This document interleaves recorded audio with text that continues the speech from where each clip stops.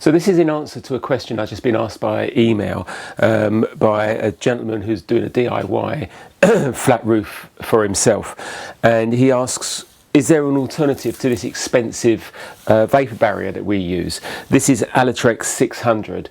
The thing is with it is that there's a lot of virtues. Now, for a warm roof, it's probably what I would consider only one of about 3 or 4 different vapour barriers that you're going to use on a warm roof.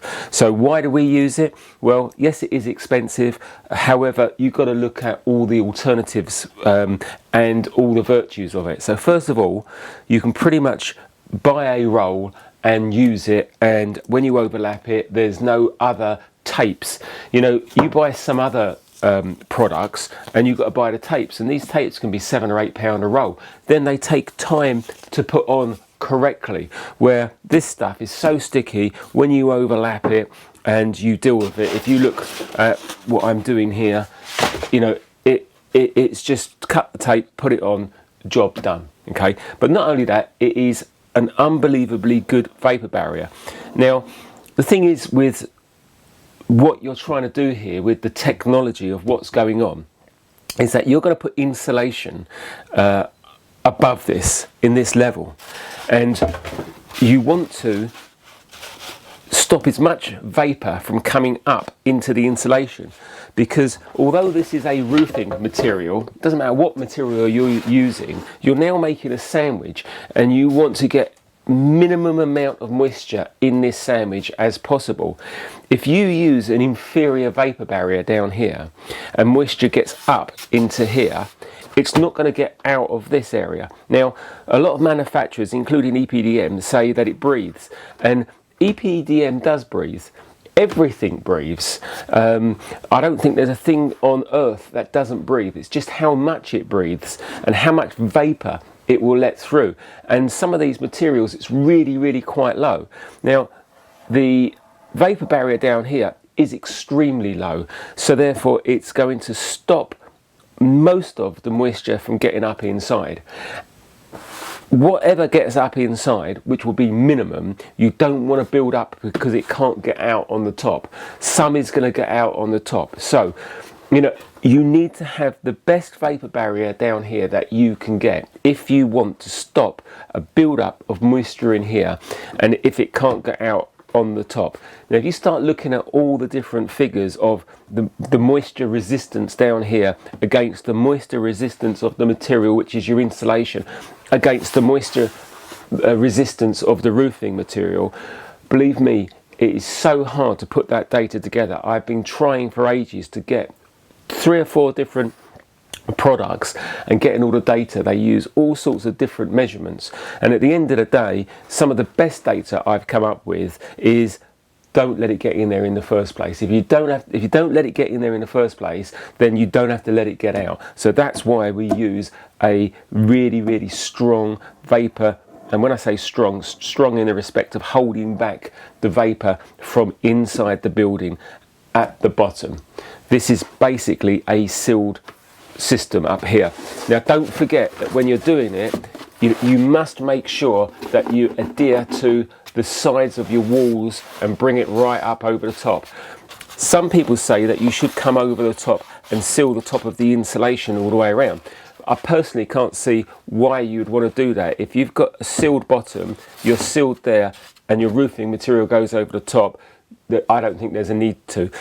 Air tightness of downstairs is what is a key issue, because even though the vapour barrier is excellent, if you have one hole in the vapour barrier, a hole here or a hole here, and you can get movement of air from down below that comes out of that hole, you're going to get so much more moisture in the build-up than you are going to get over the whole area of the roof.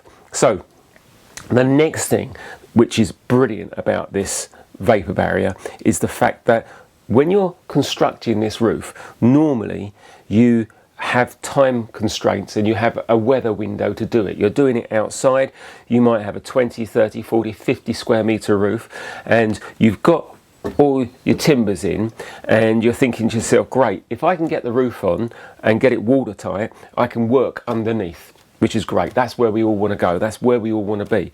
But what you don't want to be doing is putting your decking down and running out of time, and then your decking get wet. So you want to be going along and putting your decking down in the first day, and if you haven't got time to finish the whole job, a small job, you can do the whole thing in one day. You put your decking down, you get your vapor barrier over the top, and if your vapor barrier is over the top and you've put this onto your walls well, you've now got a sealed surface. And the manufacturers of this vapor barrier say that it's UV protected for around about 3 months. So the scenario could be that there's a good weather window, you go out, you put your decking down, you get your vapor barrier on, you put it up your walls all the way around, perhaps you've got a gutter down here, the roof's falling in that direction. We normally leave it so it hangs over the edge here so that all the water can just run off. 3 or 4 days, 5 days later, it's raining, the conditions are bad, all the water's running off the roof, people are working underneath it, etc. But then the weather window comes along. Okay, now whilst that's been happening, we've kept our insulation. Normally we don't like to get the insulation supplied on site and left in the building down below, because the moisture content of the building down below, even though you've got the roof on, is still quite high. The moisture content of this wants to be really good. So the people who have been storing it, hopefully have been storing it inside. I see loads and loads of storage of insulation where it's outside, it's sweating, there's moisture in it. It's terrible. So, you know, hopefully your suppliers are supplying the insulation and the moisture content of it is really, really good. So you get your insulation, it's been a week, the water's all run off of it. What we would do is, because of when we put the insulation in this and we come across this front drip area, the vapor barrier is hanging over the top, letting the water run off. We would put a 4x2 timber down there, and then we'd put more vapor barrier up the inside and across the top to finish that, so that this can butt up against it, and then we can do our roof over the top of it. But it's just saved so much time and made things much easier to do and gives you more time. You imagine, we get lots of people who phone us up and say, oh yeah, we've put the decking down the roof, can you come along and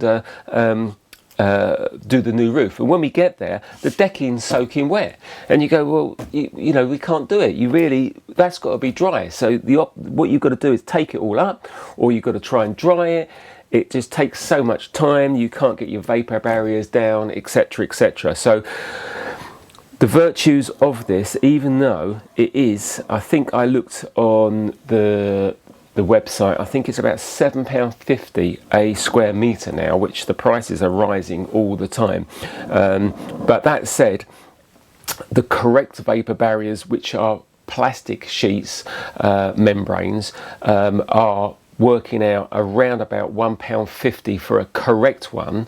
On top of it, you're going to need all your tapes, and then you've got the problems of putting it all down, the wind blowing it all over the place. And just remember, this one, if you use a primer underneath it, which we tend not to, because we fix ours down with thermally broken fixings, so in which case there's going to be no wind uplift of any of this. But if you were going to glue to this, you would have to make sure that this was adhered down to this correctly, and you would have to have a primer on this beforehand. So there's another component if you're going to glue it all down. But personally, I do not recommend gluing insulation down. We've had it before, and this is why we are very careful about the suppliers of our insulation, because if the insulation is damp and you're trying to glue it down, the insulation itself can cup and come up. And we've had it before where we've done roofs, we've glued it down, and we've come back a week later, there's been a moisture problem inside, the insulation's cupped, and we've had to strip the whole lot and redo it all again. So we do not like gluing insulation down. We mechanically fix it down, and I've shown in other videos that this stuff, when it's penetrated, pretty much self-seals. You know, it's a no-brainer. Yes, it's expensive, but if you're going to do this kind of build-up on the roof, it's an expensive build-up, it's the new build-up, but it's going to be there for many, many years, and you've got to do it right. If you don't do it right, like I go around now and I see so many roofs where there's problems with them, and you've got all these materials, everything done. It's 3 years old and the whole lot's got to be stripped and started again, and mainly because they haven't fitted the vapour barrier or the correct vapour barrier correctly. Hopefully that helps and answers your question. Speak soon.